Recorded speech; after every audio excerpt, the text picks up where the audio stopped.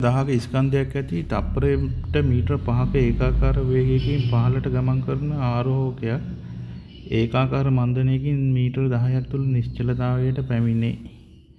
ඔක පොඩි ඩයග්‍රෑම් එකක් ඇඳගත්තා නම් හරි. ඒ කියන්නේ ආරෝහකය මෙන්න මෙහෙම තියෙනවා. ඒක චලනය වෙනවා කියන්නේ පල්ලෙහාට 5යි තප්පරයට මීටර 5ක. ඊට පස්සේ ඔක මීටර 10ක් ගියාට පස්සේ මේ නිශ්චල වෙනවා. මේ දත්තේ මොකටද දීලා තියෙන්නේ? ওই දත්තේ දීලා තියෙන්නේ මන්දනය හොයාගන්න ඕකේ.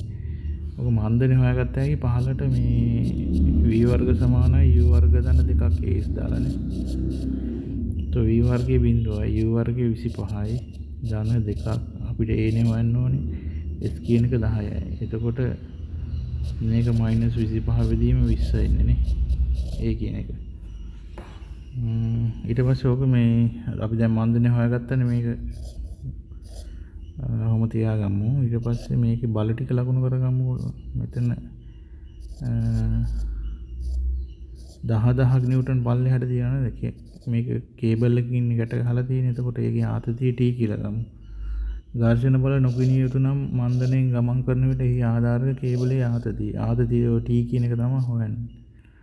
එතකොට අපි ඕකට පල්ලෙහාට F සමානයි මේ දැම්මනම් හරි. පල්ලෙහාට F සමානයි මේ දානකොට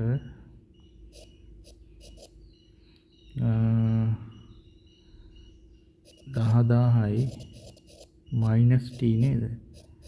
m කියන්නේ 1000යි නේ. එතකොට a කියන්නේ -1 නෑ 25 වෙදීම 20. 20ට මෙතන ගියද 50යි.